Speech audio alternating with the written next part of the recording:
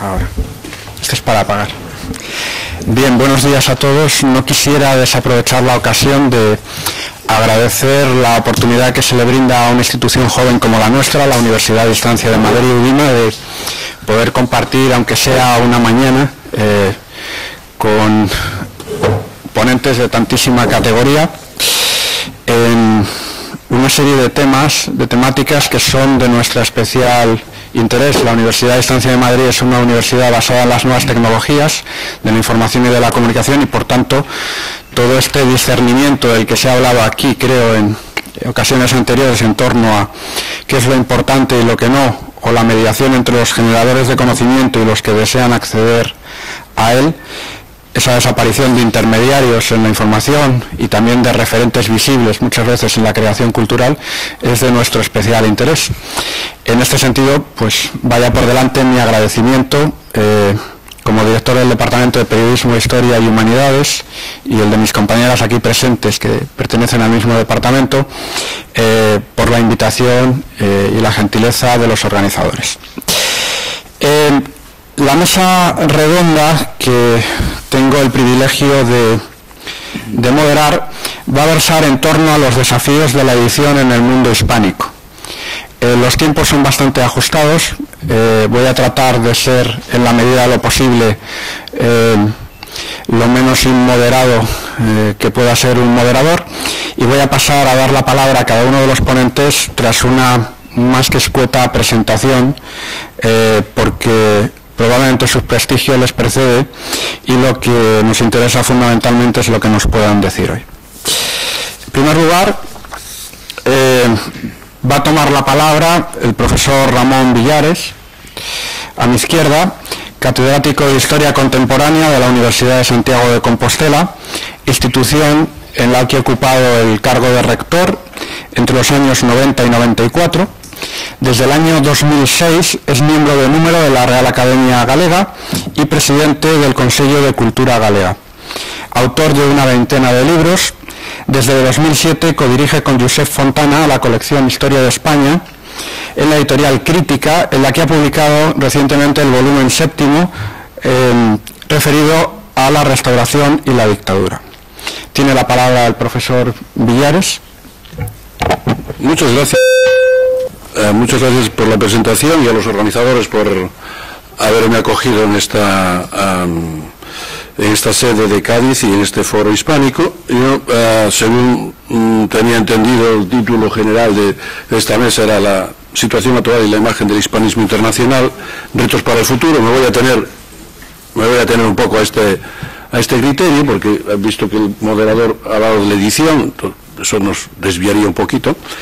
Bien, dado que disponemos de poco tiempo, haré pues tres referencias, como tres apuntes sobre este asunto. Uno, sobre lo que podemos considerar las raíces y el desarrollo de lo que es el hispanismo en sus distintas versiones. Otro,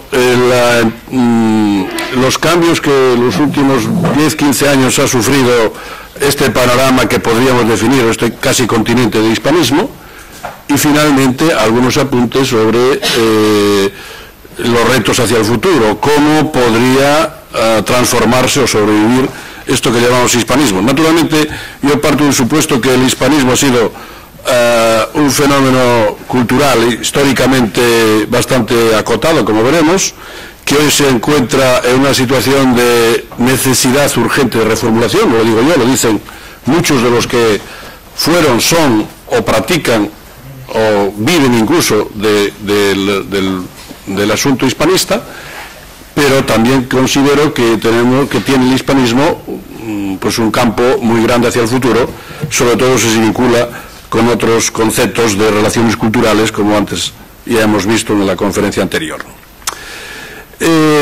Bueno, el hispanismo español, yo diría que habría que situarlo en sus orígenes más como un desarrollo de un hispanismo pasivo que un hispanismo activo. Es decir, que el hispanismo ha sido atribuido más a miradas exteriores o miradas de otros que no a proyección de la imagen de España hacia el exterior. Esto tiene que ver con una larga tradición histórica española que arranca de la leyenda negra y del mito del viajero romántico y más cosas, que ha contribuido a difundir la necesidad de que muchos extranjeros, especialmente franceses e ingleses, pero no solo, franceses e ingleses, se hayan ocupado del problema español, ¿no?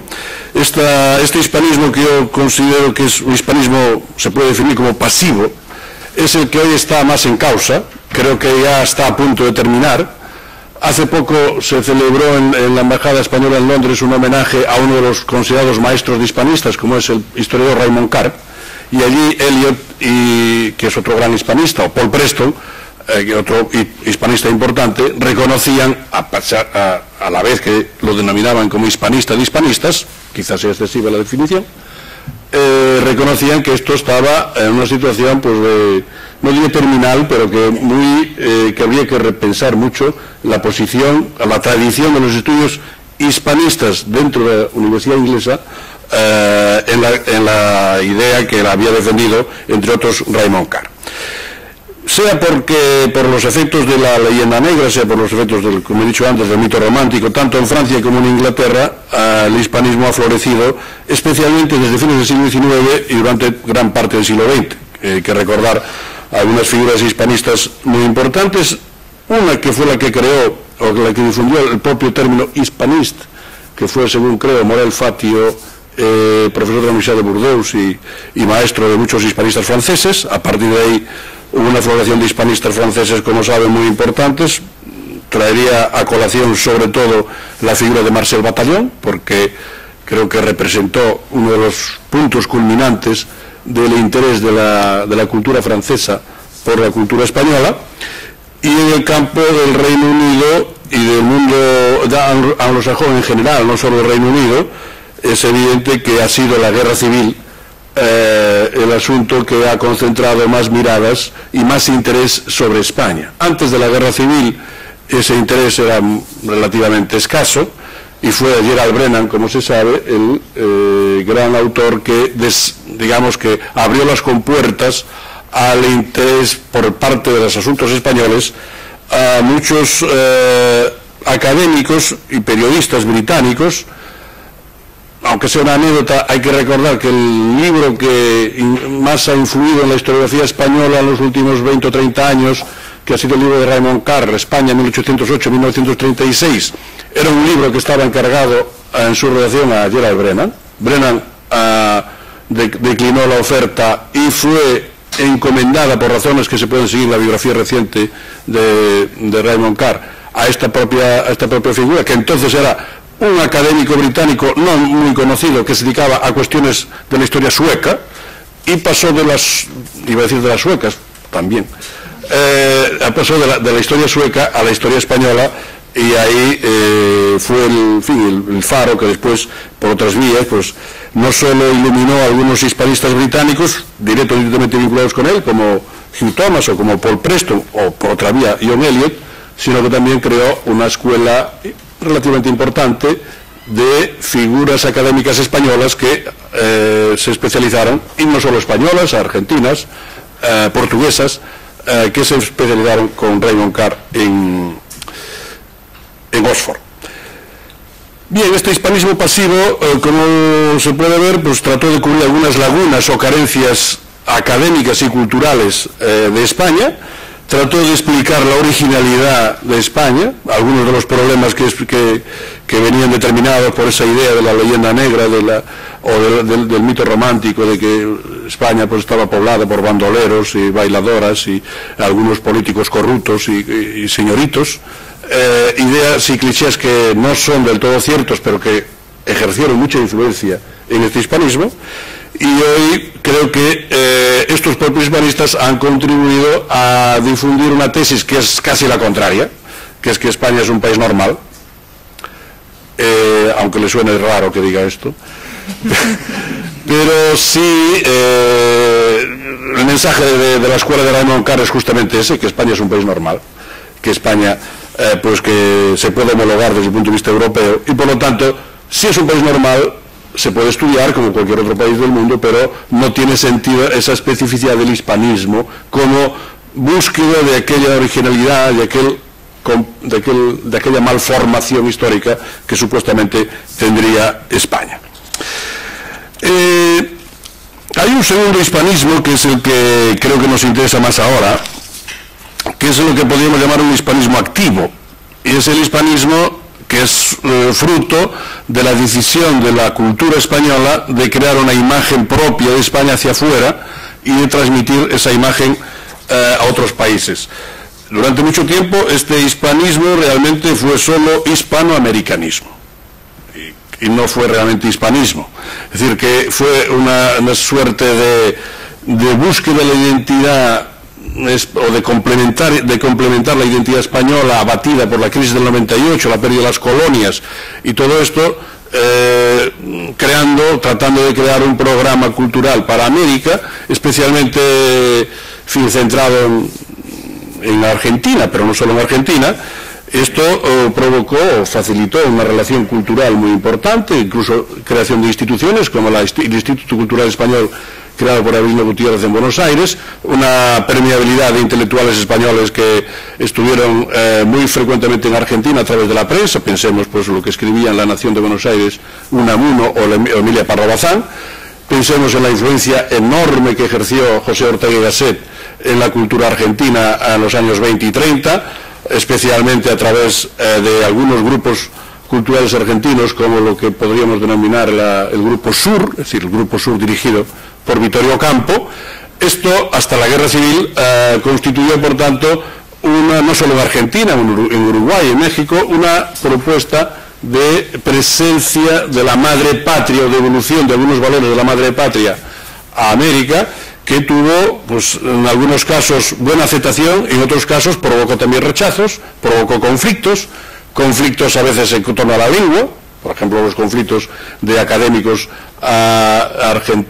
americanos o colombianos, sobre todo, con académicos españoles, o conflictos en torno al modelo cultural que se debía seguir, sí, resaltar los valores heredados de la madre patria, digamos, o los valores provocados o derivados de las sociedades indígenas americanas, el nativismo, en fin, todo este movimiento de recuperación que en México, en Brasil, aunque Brasil no tiene que ver con el hispanismo, pero luego diré algo sobre ello, podían aportar. De modo que hasta la Guerra Civil el hispanismo realmente fue como una suerte de proyecto cultural solo de modo hispanoamericano y como una búsqueda de una alternativa a la flaqueza de la cultura española, o una particular flaqueza de la cultura española aquí.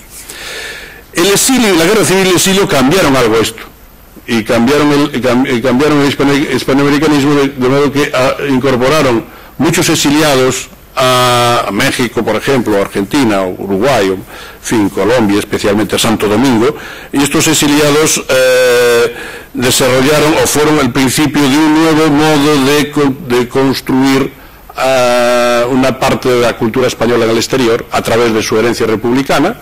Hay que recordar el papel esencial que tuvieron en los proyectos editoriales en América, especialmente en Argentina y en México. En Argentina fundando casi toda la industria editorial argentina está fundada por exiliados republicanos o por por directivos de empresas españolas que se quedaron en la Argentina. Ejemplo Gonzalo Losada, ejemplo López de Ausás, ejemplo Merli, Joan Merli. Es decir, que crearon sellos editoriales como MC, como Losada, como Sudamericana, como Nova, etcétera, que forman parte de la más brillante historia de la edición argentina en lengua española desde el año 36 hasta el año 50 más o menos.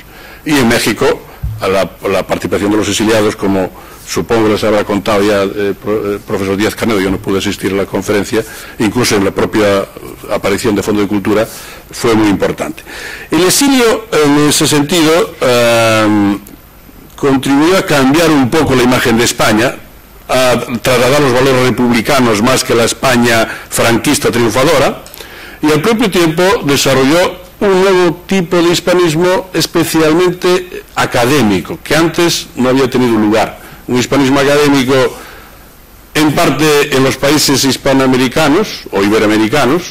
El ejemplo quizá más conocido es o bien la Cátedra de Historia de España en Buenos Aires por don Claudio Sánchez Albornoz, regida por don Claudio Sánchez Albornoz durante 30 años, o bien el Colegio de México, también inspirado y ayudado en muchos aspectos por los exiliados republicanos.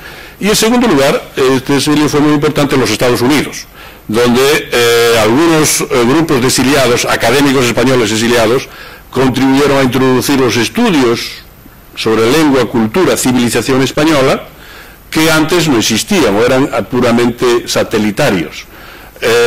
Especialmente en las universidades de la costa este y algo en las del sur, en Texas y en California, hubo una presencia de exiliados, especialmente Américo Castro, Montesinos, García Lorca, Guerra Dacal, Ucelay, en fin, un grupo de exiliados que habían tenido que ver con los residencia de estudiantes, con la experiencia de la barraca, en fin, con muchos otros aspectos de la cultura republicana que se establecieron en Estados Unidos y que crearon pues en la Universidad de Nueva York, en la Universidad de Austin y Texas, en la Universidad de California, algo en Chicago, pero sobre todo en las primeras, pues una presencia bastante notable de estudios sobre España que son el origen de los hispanistas que todavía hoy más o menos están en las universidades americanas. Algo parecido sucedió en la Universidad Francesa con los exiliados republicanos que desarrollaron conjuntamente con los hispanistas franceses un trabajo en esta dirección. Bueno, avanzo un poco porque estoy llegando ya a los 15 minutos. Creo que esta situación del hispanismo activo y hispanismo pasivo hoy está, no sé si en crisis, pero sí en necesidad de ser renovada y ser repensada.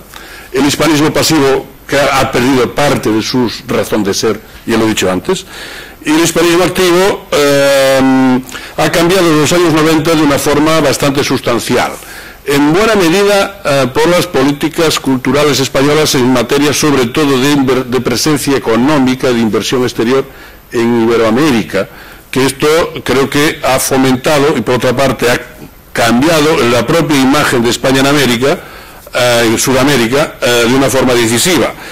Es evidente que, en fin, que toda la política española económica a través de la inversión del campo energético, el campo comunicacional, en fin, estamos viviendo estos días un ejemplo bastante evidente de todo el conflicto con Argentina y Repsol YPF, demuestra que ahí ha habido una presencia económica muy importante, pero que también hay un problema. Y este problema es una de las cuestiones que creo que hoy hay que gestionar de la forma más inteligente posible. Pero hace 10 años ya un diplomático chileno decía de una forma bastante precisa, aunque aparentemente informal: cada vez que prendo la luz, llamo por teléfono, hago efectivo un cheque o tomo un vaso de agua, estoy poniendo dinero en los bolsillos de alguien en Madrid. Creo que no se puede decir de forma más precisa y más directa.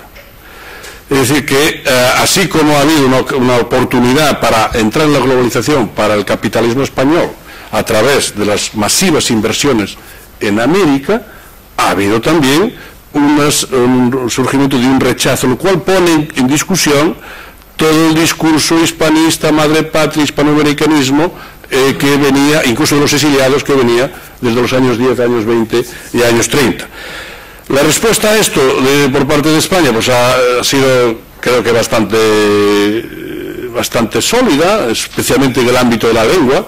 Hay que recordar que han nacido desde fines del siglo XX el movimiento de las academias de americanas conectadas con la española. Los congresos de la lengua española son el ejemplo más evidente de este esfuerzo por mantener un imaginario unido.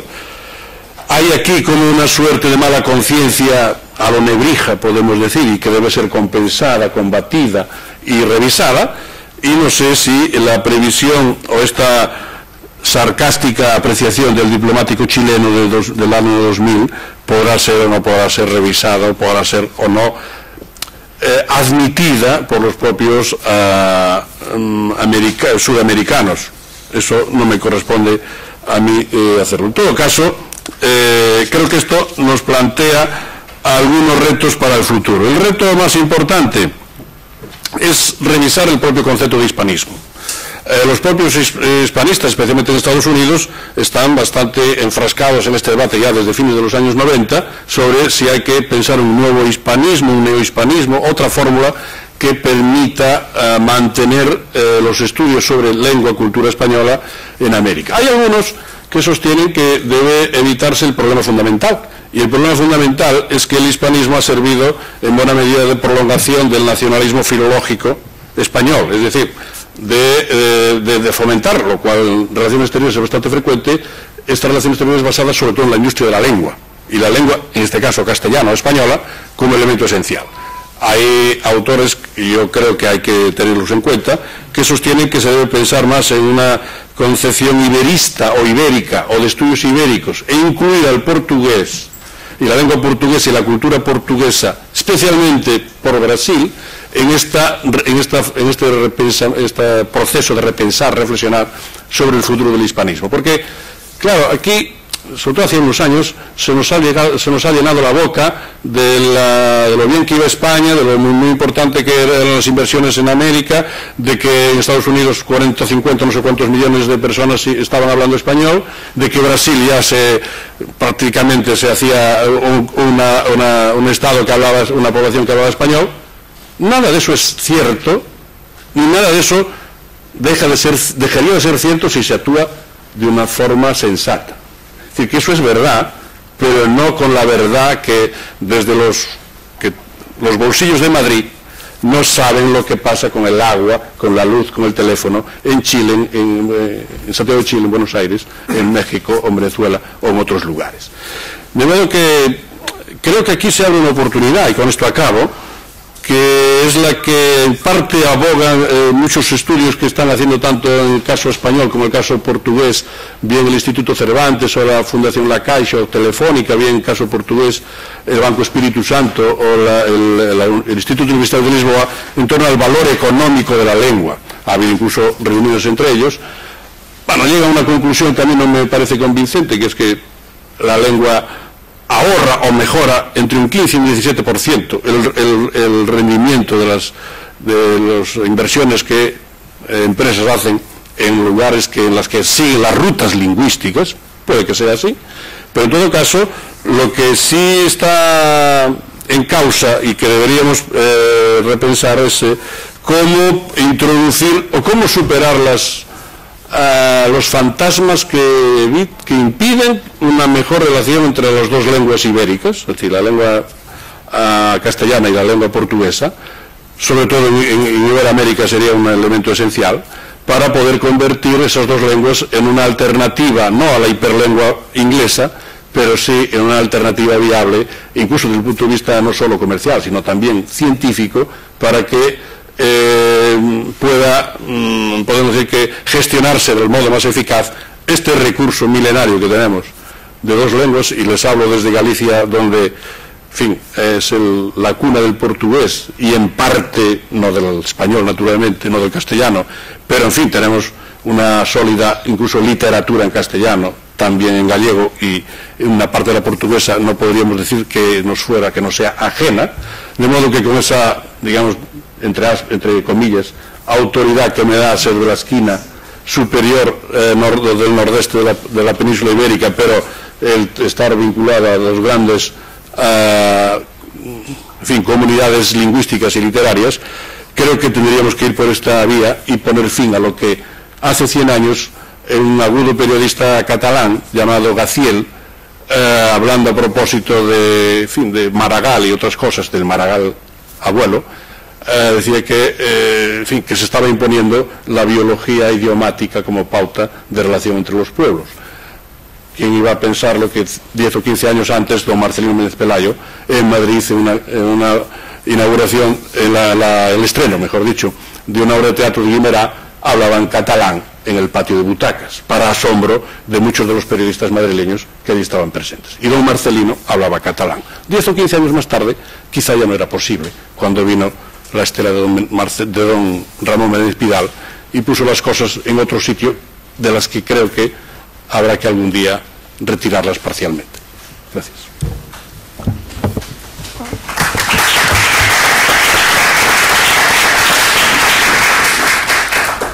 Muchas gracias, profesor, por su brillante exposición y también por el milimétrico ajuste al tiempo más o menos disponible. Voy a dar la palabra a continuación a la profesora Inmaculada González Puy, licenciada en Geografía e Historia por la Universidad de Barcelona, con un posgrado en Cooperación Cultural Internacional en la misma institución. Como ya hemos tenido ocasión de comprobar en el coloquio anterior, la profesora es una especialista de primer orden en la cultura china, de la que cursó estudios de la lengua primero en Barcelona y luego en Taipei y en Beijing. Entre 1986 y 2003 fue responsable de la gestión cultural y educativa de la Embajada de España en Pekín como agregada cultural. Entre 2003 y 2005 ejerció la dirección de seminarios y conferencias de Casa Asia en Barcelona y en enero de 2005 regresó nuevamente a Pekín para desarrollar la estrategia de implantación del Instituto Cervantes en la República Popular de China. El centro se inauguró en julio de 2006, centro que dirige en la actualidad. También coordina el Instituto Cervantes y la Biblioteca Miguel de Cervantes, inaugurada en noviembre de 2007. Ha comisariado 2 exposiciones en torno al arte chino en España y finalmente me gustaría añadir que ha recibido el premio El Sueño Chino por su contribución al acercamiento intercultural entre ambos países, dándose además la circunstancia de que es la primera concesión que se hace a una persona de origen no chino. Tiene la palabra la profesora.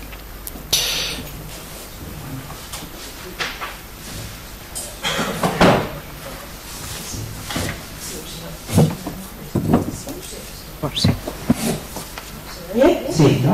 Vale, perfecto. Bueno, muchas gracias por la invitación tan amable.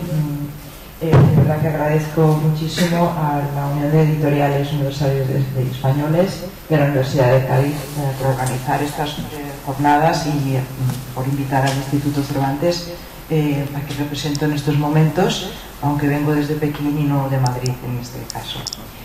Bien, voy a intentar ser breve, aunque realmente es que hablar de hispanismo en China es bastante complicado. Es un país que se está desarrollando a una velocidad tremenda y los cambios que han ocurrido pues, de 50 años a esta parte pues, son realmente fundamentales, ¿no? Para poder entender lo que está pasando ahí.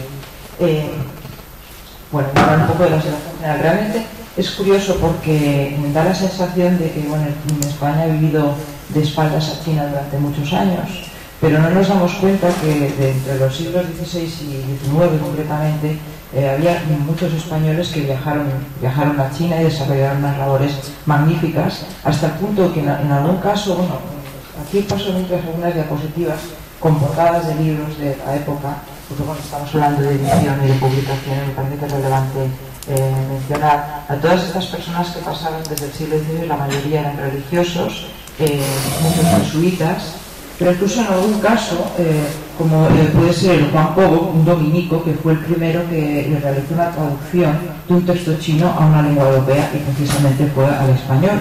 O sea que tenemos una tradición de sinología que, bueno, que ha parecido olvidada y que muchas veces nos sorprende encontrar estos textos porque hasta después, en el año 2003, no se abrieron los departamentos en universidades españolas con estudios asiáticos y sin embargo en el siglo XVI éramos pioneros en la materia. Incluso eso.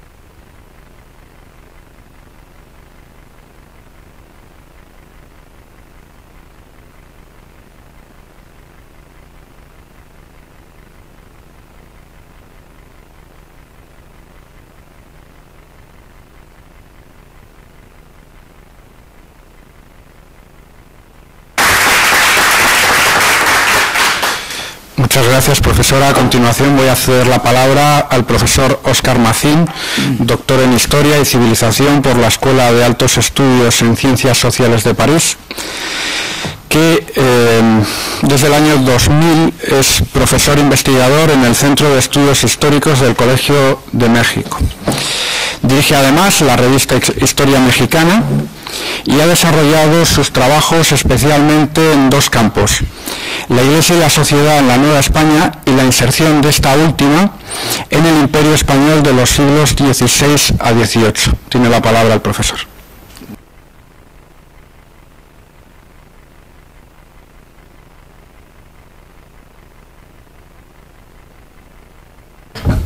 Bien, pues antes que nada quiero dar las gracias a los organizadores de esta reunión por el honor que me han hecho de invitarme, a mi amiga Diana Carrió por haber dado mi nombre, y quisiera compartir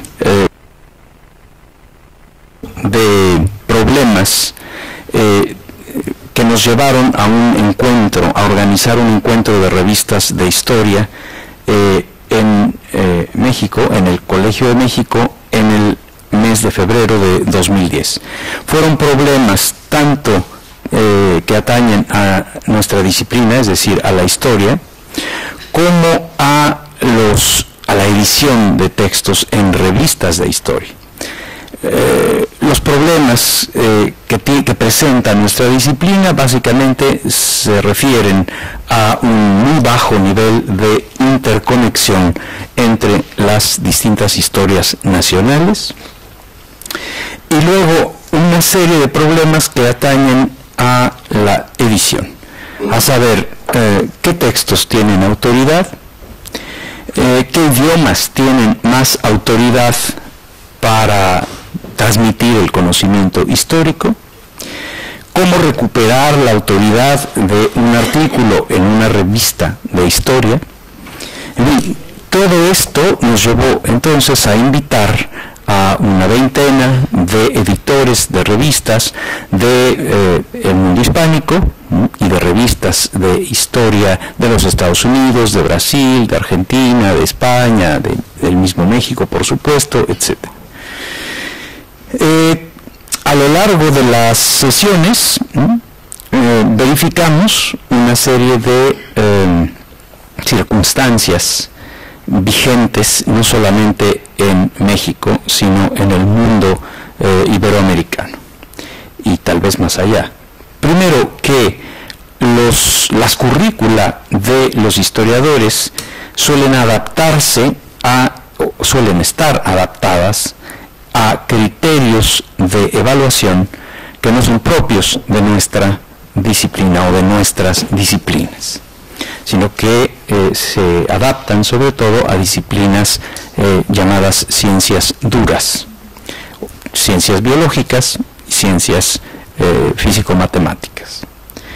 También pudimos constatar una marginación cada vez mayor del español y del portugués como lenguas de comunicación científica entre comunidades hispano y luso hablantes. Es decir, no nos comunicamos los propios colegas de hablas hispana y portuguesa, ni siquiera en nuestras propias lenguas.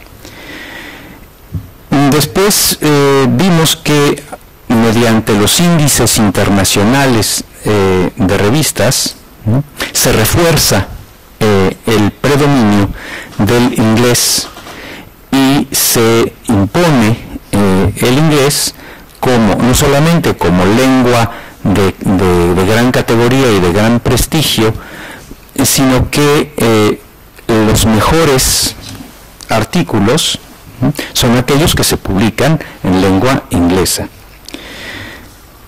Esta tendencia, esta situación presenta distintos grados de complicidad de parte de las instituciones públicas nacionales que evalúan la producción histórica, historiográfica en este caso, pero también de los propios colegas. Es decir, la verdadera producción científica, ¿cómo dudarlo?, es aquella que está en inglés. Y desde luego, pues son los grandes índices evaluadores internacionales y los que miden esta situación.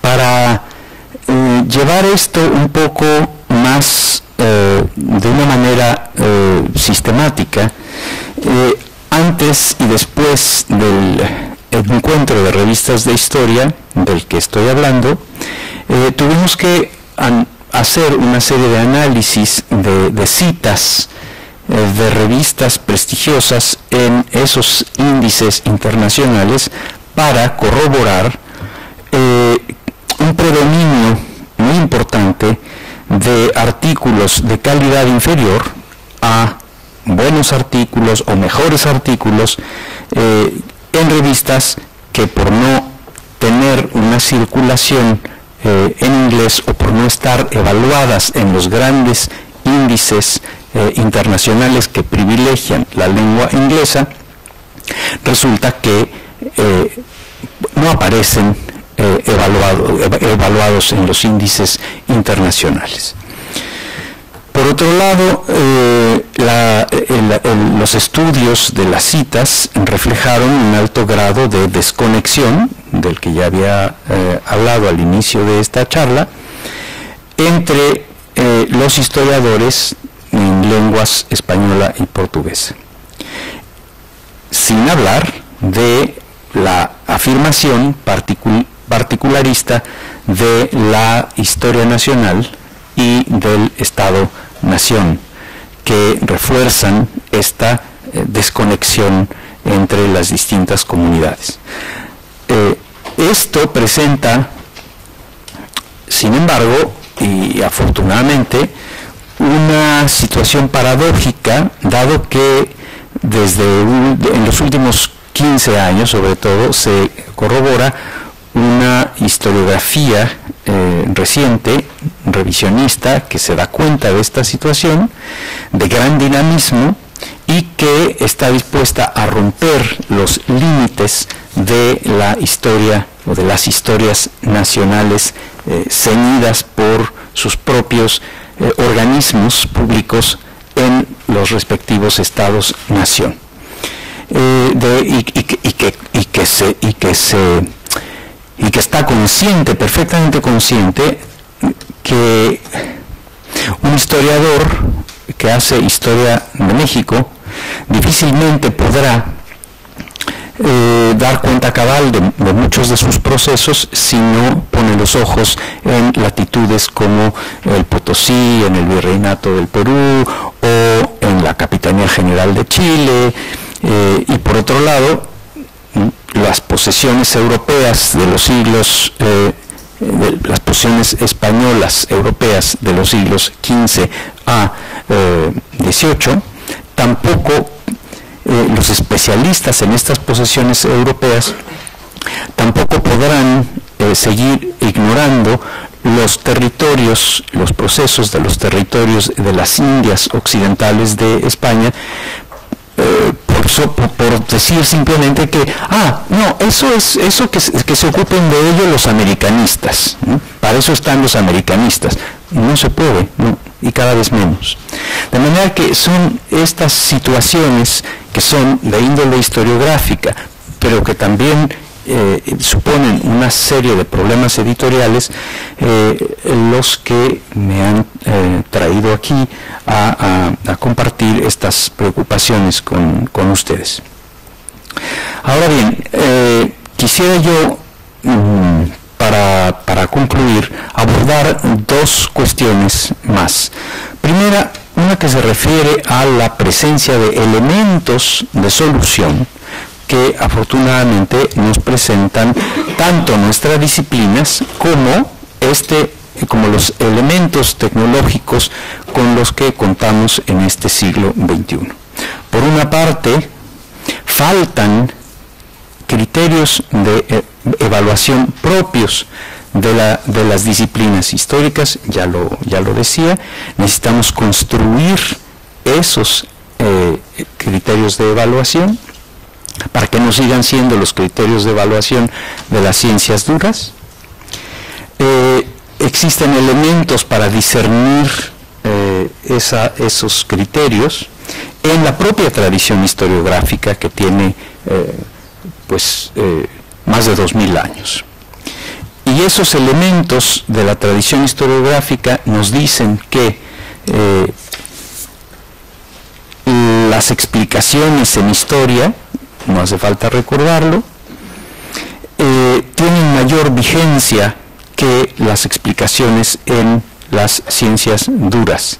Por lo tanto, esto se traduce muchas veces para los organismos públicos de evaluación en el soslayo de libros y de reseñas, y en la insistencia y en la imposición de para los historiadores y para los humanistas en la publicación exclusivamente de artículos, quedando pues las reseñas que darían posibilidad de abatir estos niveles de desconexión en un segundo, tercero o cuarto plano. Entonces necesitamos, a partir de la construcción de estos criterios propios de evaluación, exigir que los índices y los organismos públicos de evaluación se basen en la calidad y no en el número de citas. Es decir, que los criterios sean cualitativos y no cuantitativos. Termino apuntando y sobre todo compartiendo con ustedes, en espera de escuchar sus propias inquietudes, reflexiones al respecto, apuntando una serie de soluciones o posibles soluciones concretas a estos problemas y a estas necesidades. Me parece que es hora de integrar un comité internacional de ciencias históricas y literarias o ciencias, en fin, disciplinas humanísticas, que construya justamente que esos criterios y criterios válidos para todo el ámbito iberoamericano, para las lenguas española y portuguesa. Creo que es la única manera de que se pueda ir abatiendo esta marginación y este problema de los que ya hablaba. Por otro lado, la tecnología de la que disponemos nos debe incentivar para aprovechar las redes que se han ido construyendo, redes de historiadores, la presencia en Internet de revistas, de archivos, de las propias redes y de su producción, la justipreciación de materiales publicados en el ámbito iberoamericano para que nuestros estudiantes que se están formando puedan madurar con la perspectiva de la historia comparada en su cabeza, publicar artículos no limitados a las órbitas nacionales, que son cada vez más pobres, en ese sentido de la falta de visión de lo que está sucediendo en otros horizontes. Y esto no solamente lo aplico a la historia de las monarquías ibéricas de los siglos XV a principios del XIX. No puede seguir haciéndose, desde mi punto de vista, historiografía de los siglos XIX y XX, y menos en Hispanoamérica, en Iberoamérica, si no formamos a nuestros estudiantes con la inquietud de saber a qué procesos corresponde determinadas situaciones mexicanas en la latitud brasileña, argentina, peruana. No podemos seguir ignorando ignorando la dimensión y la perspectiva de la historia comparada, dadas las enormes facilidades que tenemos desde el punto de vista tecnológico. Pues muchas gracias por su paciencia y atención.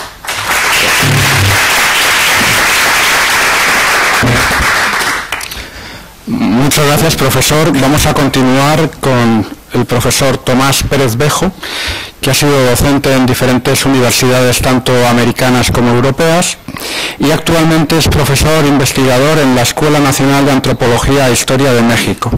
Ha sido igualmente investigador invitado en la Escuela de Estudios de Ciencias Sociales de París y en el Consejo Superior de Investigaciones Científicas, y es autor de numerosas publicaciones, de entre las cuales podemos espiar Elegía criolla, una reinterpretación de las guerras de independencia hispanoamericanas, España en el debate público mexicano, 1836-1867, y Nación, Identidad Nacional y otros mitos nacionalistas. Anteriormente se ha citado un periodista como Gaciel. También el profesor Pérez Bejo es colaborador habitual en prensa y bueno, yo he tenido el privilegio de leer alguna tercera suya por la que le felicito personalmente. Muchas gracias. Bueno, gracias por la presentación y gracias también por haberme invitado a este encuentro por dos motivos. Uno, es obvio, siempre es buena tener una disculpa para volver a Cádiz, con lo cual pues agradezco mucho a los organizadores de este encuentro que me hayan invitado, y otro porque la verdad es que es un placer estar aquí compartiendo la mesa con las personas que están aquí conmigo esta tarde o esta mañana.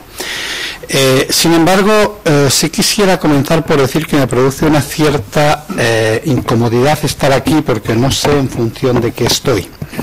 Cuando digo que no sé en función de qué estoy, les cuento una anécdota que yo creo que es muy significativa, ¿no? Pues hablando con una colega a la que cuyo nombre no voy a citar, y le dije que venía a un encuentro sobre hispanistas, hispanismo en México, etcétera, me dijo, pero si tú eres un americanista. Y entonces, claro, si me dicen que yo soy un americanista, pues efectivamente ya no sé qué estoy haciendo aquí en una reunión de hispanistas. Supongo que los organizadores me invitaron por esta especie de condición mestiza, ¿no? Es decir, de español que vive en México y que como historiador, en todo caso, me considero mexicano, y que vivir, la verdad es que a veces tengo la impresión de que vivo en Iberia y Aeroméxico más que en México o en España. Y por lo tanto, yo lo que sí me gustaría hacer aquí es una reflexión sobre cómo desarrollo en mi trabajo y si existe eso que llaman el hispanismo, lo que se llama hispanismo. Hay una parte que ya las personas que me han precedido me evitan tener que explicar. Por un lado, el origen del hispanismo, que explicó muy bien Ramón Villares en 4 palabras muy sintéticas, ese hispanismo activo y ese hispanismo pasivo, esa idea de la excepcionalidad. Aquí solo quería hacer una pequeña acotación. Yo cuando me fui de España estaba un poco cansado de la excepcionalidad hispánica. Afortunadamente parece que la excepcionalidad hispánica está en franca decadencia, pero me encontré con la excepcionalidad mexicana, que les puedo asegurar que no es menor que la hispánica. Es decir, o sea, entonces todo historiador mexicano considera que su país es único, excepcional, es una anomalía en la historia, protegida personalmente por la Virgen de Guadalupe, y por lo tanto pues no se puede contar mucho de ella, ¿no? Entonces esa sería una especie de lacra del hispanismo que a mí me gustaría que tuviésemos en cuenta. Después, con respecto al asunto de... Me ha gustado mucho la intervención que ha hecho Inmaculada González Puy, porque la verdad es que parece que ella sí que utiliza el término hispanista sin ningún problema, es decir, o sea, parece sin ningún tipo de prejuicio, lo cual la verdad es que se agradece. Y después el asunto que ha hablado Óscar, ahí sí yo sí que quería decir una cosa que me parece absolutamente obvio. Yo la verdad es que me parece digno de elogio y de encomio la postura de historia mexicana de defender el valor del español como lengua científica. Ahora, lo siento, Óscar, pero creo que es una guerra perdida, es decir, o sea, finalmente casi hemos llegado a una situación en la cual se podría decir que el político español del siglo XIX es español el que no puede ser otra cosa, ¿no? Pues aquí es lo mismo, escribe en español el que no puede escribir en otra cosa, en este caso en inglés. Es decir, yo creo que el estatus del español como lengua científica es bastante complicado de defender, aunque bueno, pues siempre está bien defender aquellas causas que parece que no tienen futuro, ¿no?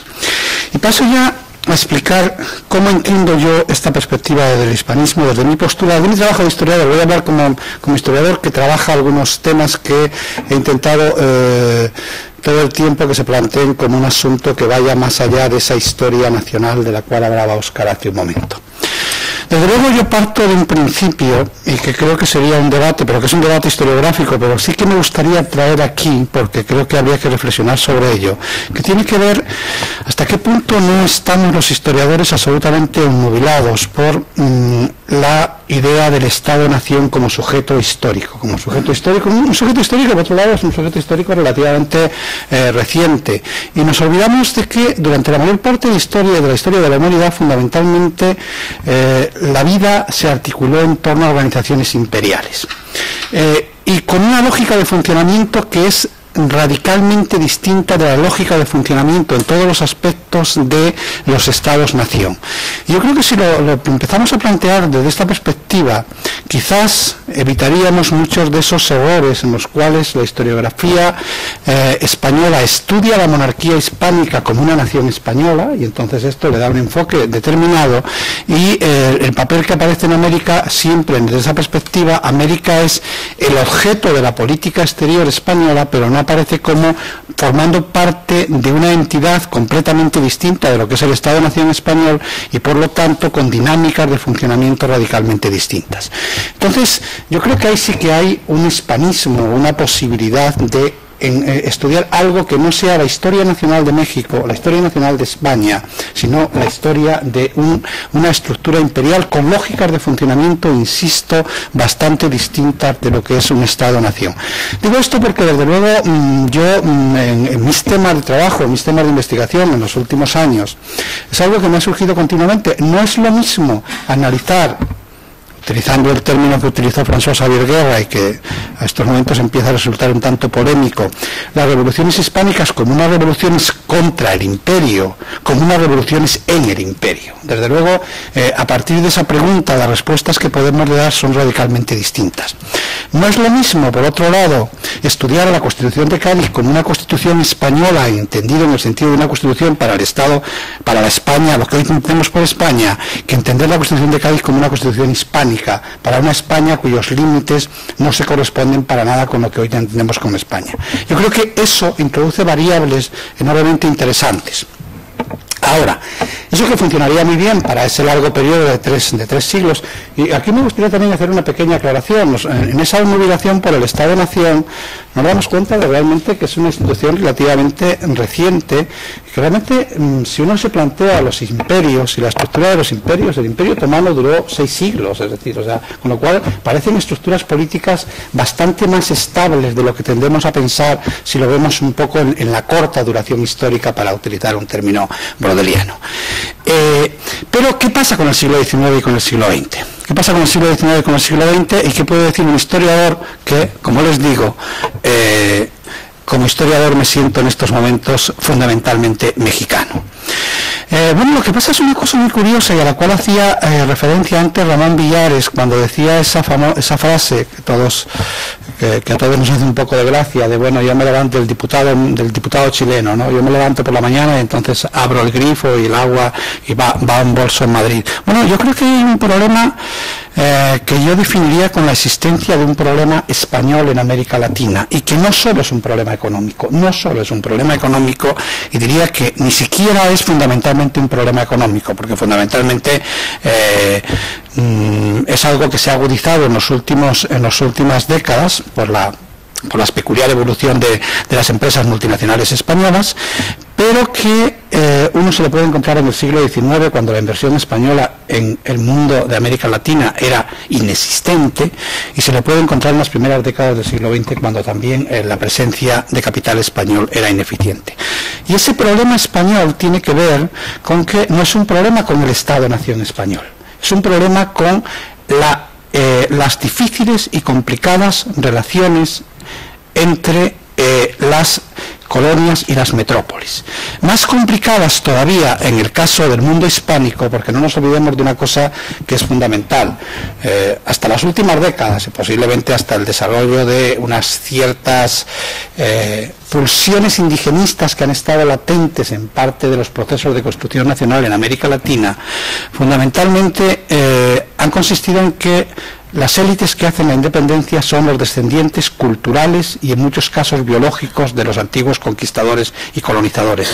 Y eso genera un problema particularmente difícil de resolver. Y eso solo se resuelve en un análisis global. No se resuelve haciendo historia de México o historia de Argentina o historia de España. Se resuelve únicamente enmarcándolo en ese contexto hispánico. Por lo tanto, volviendo al título de esta mesa, que son los retos para el futuro, la situación y la imagen del hispanismo internacional, retos para el futuro.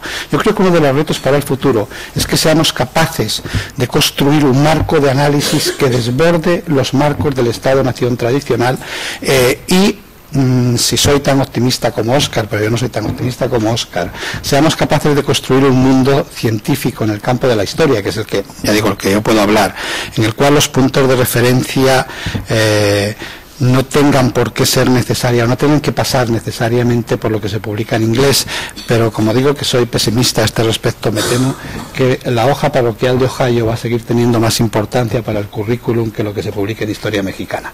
Muchas gracias.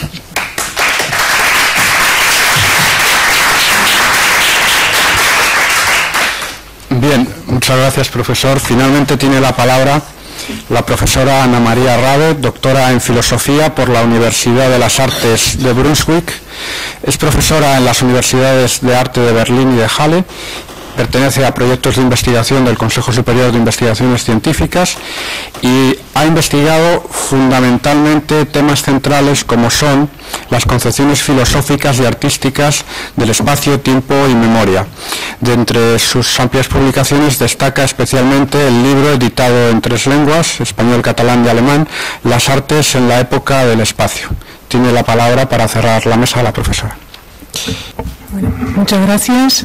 Antes de nada, quiero dar las gracias a la organización, a la Unión de Editoriales Universitarias Españolas y a la Universidad de Cádiz por haberme invitado y a Mario Pernola por haber dado mi nombre. Y es un gusto estar aquí con ustedes. Yo les voy a hablar del caso específico de la recepción, ¿se me oye? De la recepción de filósofos españoles, filósofos y filósofas españoles y españolas en Alemania. Y quiero empezar presentando brevemente el caso específico de Ortega y Gasset y su recepción en Alemania. Luego voy a hablar un poco de la presencia de filósofos españoles y hispanoamericanos en obras traducidas en Alemania y finalmente pronunciar algunas o bastantes carencias y retos para el futuro. Empiezo con la recepción de Ortega en Alemania. La primera publicación de Ortega en alemán fue uno de sus primeros trabajos filosóficos, El tema de nuestro tiempo, que fue publicado en 1928 bajo el título Die Aufgabe unserer Zeit, en una traducción de Helene Wein en la editorial Neue Schweizer Rundschau. El tema de esta publicación correspondía con la tendencia general de la filosofía de la época, que se oponía más bien a una orientación racionalista del pensamiento. En tal marco encajaba bien un libro que se ocupaba del fenómeno primitivo de la historia y del sentimiento vital y que describía la vida histórica como convivencia. Lo que también interesaba en Alemania era la crítica de Ortega a la apatía de la época con respecto a la política y el arte. El interés del público alemán se refleja en la segunda edición que apareció en 1930-31 en la Deutsche Verlagsanstalt y que tuvo hasta el año 1943 una tirada total de 10.000 ejemplares. Tras la Segunda Guerra Mundial se imprimieron en 1952 una tirada total de 10.000 ejemplares. Tras la Segunda Guerra Mundial se imprimieron en 1952 nuevamente 7.000 ejemplares. El éxito de esta obra explica el hecho de que se publicara en Alemania el libro La rebelión de las masas el mismo año que apareció en español. Podemos decir, en 1930, podemos decir que con esta obra, La rebelión de las masas, Ortega se hizo famoso a nivel internacional, pues el fenómeno de la masa fue, por aquella época, no solo objeto de estudio sociológico y filosófico, sino también un tema que interesaba a un público en general. Voy a saltar un poco unas cifras que tengo de las diferentes ediciones y tiradas porque me tengo que ajustar al tiempo y bueno, les presento solamente la cifra final de esta obra de tanto éxito en Alemania. Sumando, sale tras la Segunda Guerra Mundial una edición de La Rebelión de las Masas, una edición total de 55.200 ejemplares en Alemania. Pero si contamos todos los ejemplares que aparecieron desde 1930, hacen en total 75.200. Pero esta cifra solo se refiere a la edición en tapa dura de La Rebelión de las Masas. En el año 1956 se publicó en la editorial Rowohlt del Taschenbuch Verlag una edición de bolsillo que tuvo hasta 1984 29 reimpresiones y que alcanzó una tirada total de 264.000 ejemplares. Con 75.200 ejemplares de tapa dura y 264.000 ejemplares de bolsillo impresos entre 1930 y 1984, podemos decir que La Rebelión de las Masas alcanzó en Alemania un éxito de venta verdaderamente descomunal. Un éxito tan grande, desde luego, queda fuera del alcance de los deseos y los sueños de los autores de filosofía de hoy. En general, Ortega tuvo en Alemania una recepción importante. Este no es el lugar para hacer un análisis detallado de la amplia recepción del pensamiento orteguiano en Alemania, del que se ha ocupado ya una tesis doctoral de Frau de Jung-Lindemann presentada en 2001. Baste mencionar que importantes revistas alemanas como Die Neue Rundschau, Europäische Revue, Neue Schweizer Rundschau, Corona Hamburger Akademische Rundschau, Merkur, etc., sacaron textos de Ortega. La publicación de sus artículos en Alemania comienza ya en 1926. La mayoría, el 69%, que son 29 títulos, aparece antes de 1945. Con la muerte de Ortega en 1955 termina la publicación de sus artículos en Alemania. Por otro lado, es tras la Segunda Guerra Mundial cuando comienza la recepción más importante de la obra de Ortega por parte de críticos y científicos alemanes, aunque hubo ya muy pronto, en 1924, un artículo que fue decisivo a la hora de dar a conocer en Alemania el pensamiento de Ortega y Gasset en un estado relativamente temprano. Fue uno de los representantes más importantes que ha habido en el campo de la filología románica en Alemania, Ernst Robert Curtius, quien publicó en 1924 un artículo bajo el título Spanische Perspectivas Españolas en la revista Neue Rundschau, donde resaltaba, entre otras cosas, como uno de los rasgos originales del filósofo español, el hecho de que trabajara y uniera la cultura francesa y alemana. Curtius consideraba además el perspectivismo de Ortega como la expresión adecuada y convincente para el nuevo espíritu de la época. En su visión, Ortega era el líder intelectual de la generación joven que demostraba, junto con otros autores, que España había entrado de nuevo en el círculo de las potencias intelectuales. Revistas culturales, diarios y semanales importantes como la revista de Berlín Oriental Sinn und Form, los periódicos Frankfurt Allgemeine Zeitung, Neue Zürcher Zeitung, Die Welt o Die Zeit, y revistas filosóficas como Zeitschrift für Philosophische Forschung o Allgemeine Zeitschrift für Philosophie, dan fe de la impronta que dejó Ortega en Alemania. Entre las diferentes voces que se pronunciaron en revistas filosóficas, quiero destacar la de Udo Ruckser, quien analizó en 1969 en la revista filosófica Zeitschrift für Philosophische Forschung la relación de Ortega y Gasset con Alemania. A opinión de Ruckser, el pensamiento de Ortega representa uno de los casos más importantes de un intercambio cultural logrado.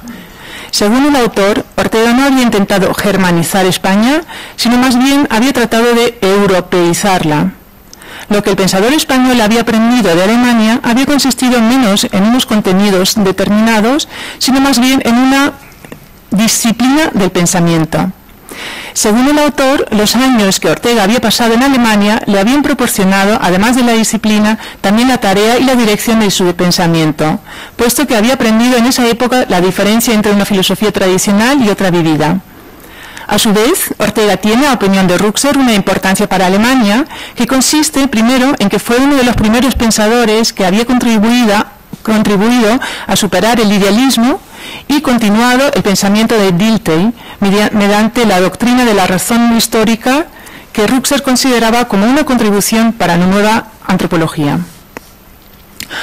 Ha habido en Alemania unas cuantas tesis doctorales sobre Ortega, de las que no todas tienen una máxima calidad, hay que decirlo también, Quiero citar finalmente, en el contexto de la recepción de Ortega, a uno de los filósofos alemanes más importantes de la segunda mitad del siglo XX, Hans-Georg Gadamer, quien tuvo en gran estima la dimensión europea del pensamiento de Ortega y su contribución al intercambio germano-español.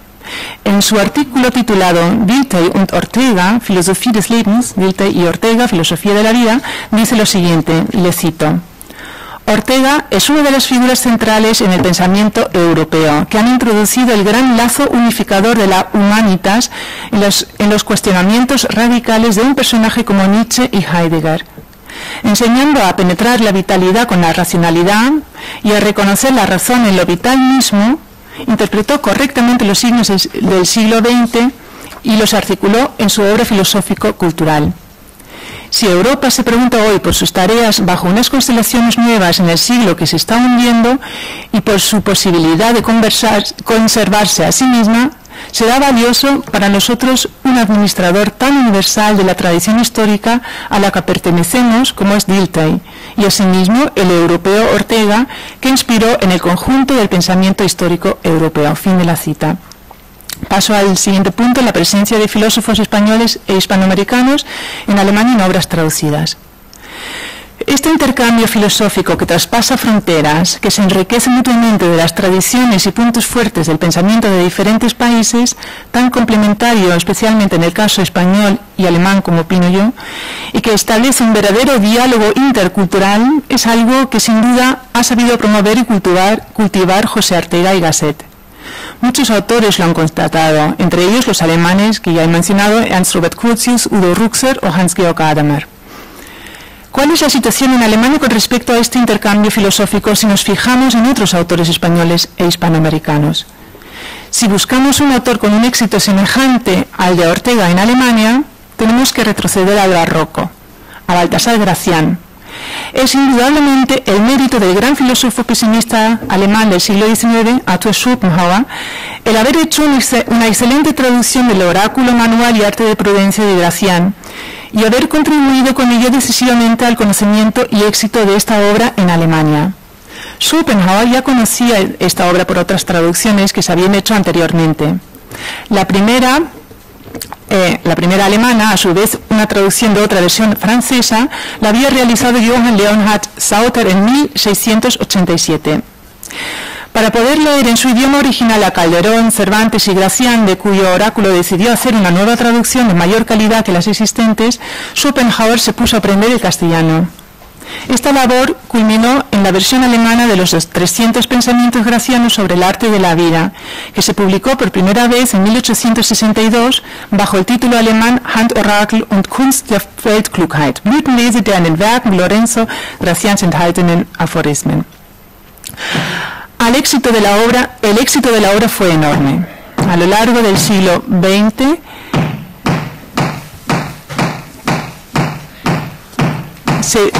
¿sigo hablando? No.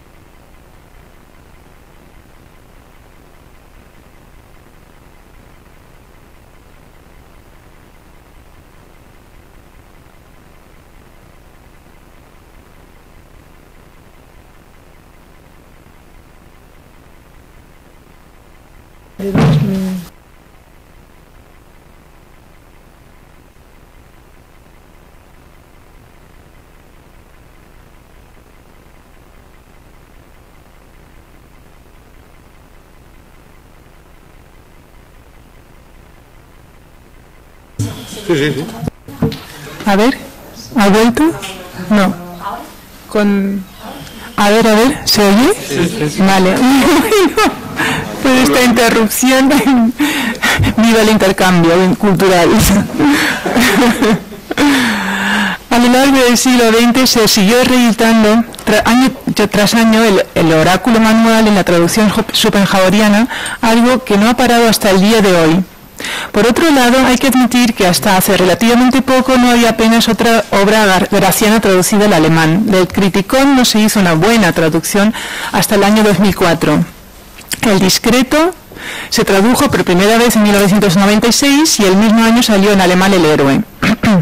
A pesar de las pocas traducciones al alemán que hubo de la obra de Gracián hasta hace poco, el autor barroco interesó ya en el pasado a otros filósofos alemanes importantes, y a bastantes. A filósofos que tomaron como Schopenhauer sus pensamientos y escritos como una riquísima fuente de inspiración objeto de estudios. La tradición llega hasta el siglo XVI, donde Christian Thomasius, filósofo y jurista, precursor de la Ilustración temprana en Alemania, hace una traducción del oráculo. Entre ellas, hay que mencionar en la segunda mitad del siglo XIX a Friedrich Nietzsche, quien dijo en 1884 de Gracián que Europa no había producido nunca nada más fino y complicado en cuestiones morales. En la primera mitad del siglo XX es el filósofo Walter Benjamin quien adopta a Gracián como uno de los precursores más importantes del pensamiento pesimista y lo estima uno de los más dignos representantes del barroco intelectual. En su libro El origen del drama barroco alemán de 1928, Gracián tiene una presencia muy importante, tanto explícita como implícita. Entre los filósofos alemanes de las últimas décadas que se han inspirado en Gracián está el gran filósofo de la metafodología, Hans Blumenberg, y en la actualidad el profesor Hannes Böhringer, uno de los ensayistas de mayor originalidad y más elaborado estilo propio que hay en estos días en Alemania.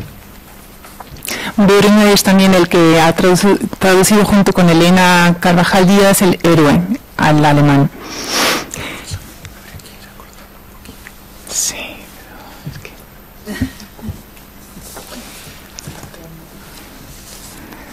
no sé dónde acortar, la verdad. Es un poco la desventaja de la última. Bueno, pues intento hacer un salto. Quería resaltar varias obras. Bueno, otro de los filósofos que al mismo tiempo que Ortega, de la época de Ortega, que más se ha traducido, es obviamente Unamuno, con varias obras que ahora estas me las tengo que saltar por cuestiones de tiempo. Y si buscamos ahora, pasando ya del tema de Gracián, Ortega y Unamuno a versiones alemanas de los tres filósofos más importantes de la Escuela de Madrid, María Zambrano, José Gauss y Javier Zubiri, que fueron todos discípulos de Ortega, apenas encontramos traducciones. De la que más hay es de María Zambrano, de Gauss no hay nada, y de Zubiri una sola obra traducida. Entre los filósofos españoles e hispanoamericanos actuales hay muy pocos que están traducidos al alemán. Entre los pocos que hay resaltan el argentino-mexicano Enrique Dussel y el español Fernando Savater. Me voy a saltar también los títulos que había recogido, no simplemente resaltar que de Fernando Savater el libro que más éxito tiene es La ética para Amador, que ha tenido numerosas reediciones. Quisiera ahora hablar de la situación actual en Alemania y sobre todo de las carencias. En general podemos constatar que la presencia de la filosofía española e hispanoamericana actual es mínima hoy en día en Alemania. Encontramos pocas traducciones al alemán de obras filosóficas de autores españoles e hispanoamericanos. Enrique Dussel o Fernando de Savater son más bien una excepción. Al mismo tiempo hay apenas estudios sobre pensadores españoles e hispanoamericanos entre las publicaciones científicas alemanas, y si los hay, proceden en pocos casos de filósofos. Esta situación no solo refleja la ignorancia en Alemania respecto a la traducción filosófica de los países de habla castellana y de su riqueza y dinámica actual, también es una consecuencia del escaso conocimiento germano de la filosofía española e hispanoamericana. Aquí tenemos un círculo vicioso. Si no hay traducciones, no se puede pues conocer ni valorar lo que hay. Y los círculos académicos y científicos en Alemania no se van a interesar por una traducción filosófica cuyas obras no están traducidas al alemán y de la que hay escasos estudios en alemán. Pues a diferencia de los filósofos españoles e hispanoamericanos que al menos hasta hace 10 o 15 años estudiaban el alemán para poder leer a los filósofos alemanes en su idioma original y pasaban largas estancias en Alemania, no ha habido nunca ninguna tradición en Alemania de aprender el castellano para estudiar la filosofía española o hispanoamericana. Ha habido ciertamente excepciones como el caso de Schopenhauer con unas razones específicas, pero en general representan excepciones. Teniendo en cuenta esta situación se explica, aunque no se justifique en absoluto, la inaudita experiencia de un investigador alemán especialista, entre otros temas, en la obra filosófica de José Ortega y Gasset. El investigador presentó el año pasado, ante la entidad financiadora más grande que hay en Alemania en el campo de la investigación, la Deutsche Forschungsgemeinschaft, DFG, un proyecto de investigación sobre la obra de los representantes más relevantes de esta escuela que acabo de mencionar antes, la Escuela de Madrid. El proyecto titulado La Escuela de Madrid y el exilio de 1939, para cuya realización se solicitaba una beca de investigación de 2 años en España, tenía como objetivo investigar la obra, en concreto la obra de Javier Zubiri, María Zambrano y José Gaos, y analizar los elementos centrales de la filosofía orteguiana que puedan encontrarse en la obra de estos pensadores. El objetivo general del proyecto era mostrar que en la filosofía española hubo una continuidad de pensamiento que la dictadura de Franco no pudo quebrar, aunque tuviera que realizarse en parte en el exilio latinoamericano, como ocurrió en el caso de Gaos y Zambrano.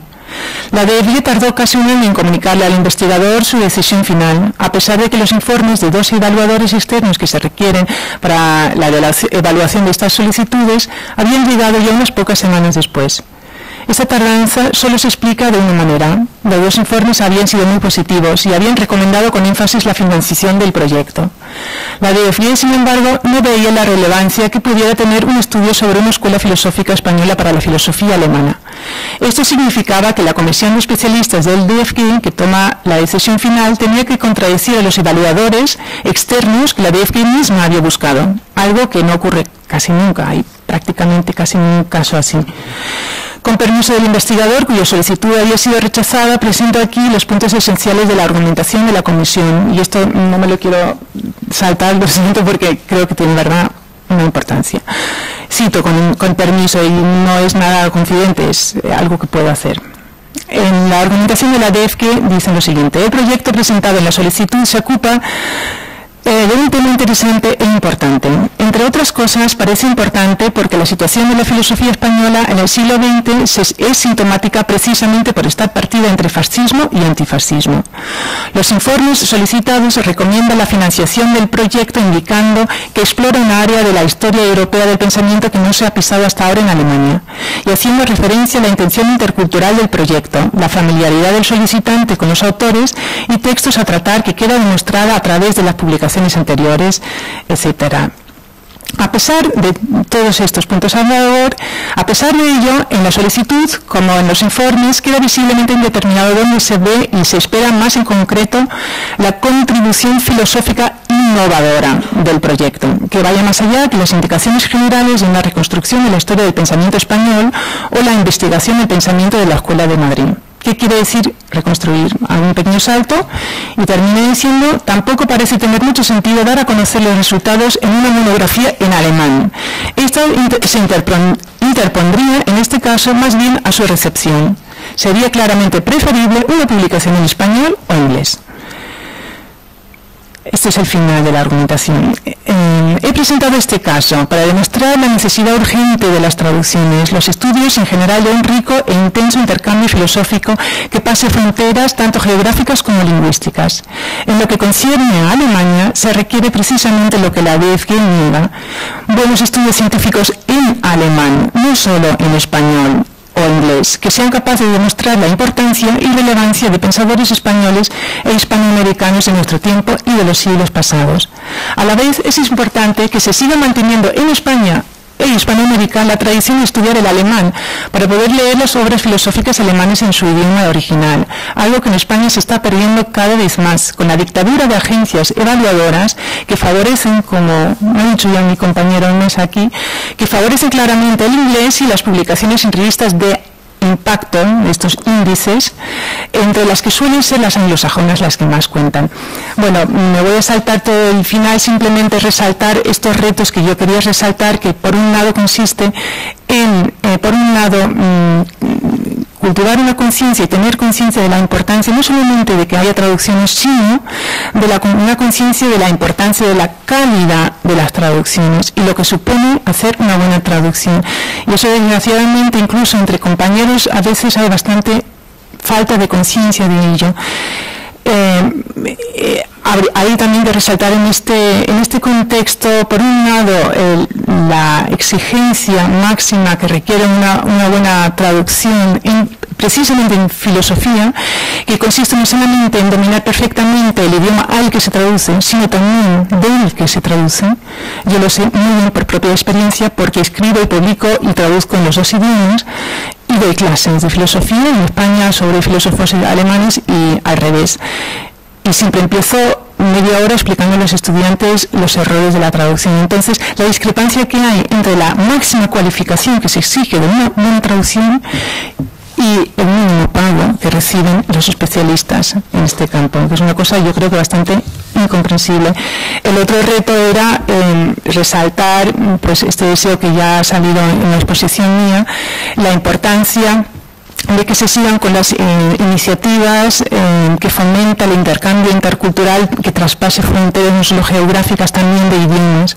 Hay desde luego casos como mis antiguos compañeros y todavía compañeros en el CSIC, donde realmente está al orden del día la colaboración y cooperación tanto con Alemania como con diferentes países de Latinoamérica, o con, por ejemplo, el caso de este investigador que he presentado, que está en estos momentos, a pesar de todo, preparando un congreso sobre la Escuela de Madrid y el exilio español en el Instituto Cervantes de Berlín, o yo misma, que he organizado también en simposios germano-españoles, latinoamericanos, en los que he invitado a gente para que hablara cada uno en su idioma, y que han culminado en obras como las que se ha citado antes, en las que se recogen todas las ponencias en los tres idiomas, en español, en alemán y en este caso también en catalán.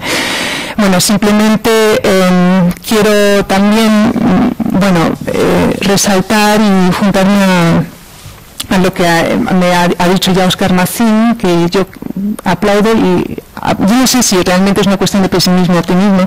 Yo creo que es una cuestión de que no nos podemos callar, aunque quizás tenemos la batalla perdida, pero tenemos que por lo menos tener el derecho de pronunciar, que no nos tenemos que rendir ante las exigencias, la dictadura de las agencias evaluadoras, que parece que me están acatando otra vez, y seguir con nuestro empeño de este intercambio cultural. Muchísimas gracias por su atención.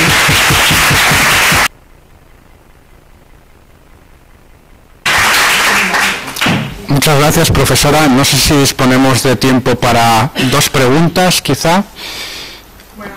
Una pregunta, por favor. Vamos a algo fuera de hora. ¿Alguien tiene alguna pregunta, por favor?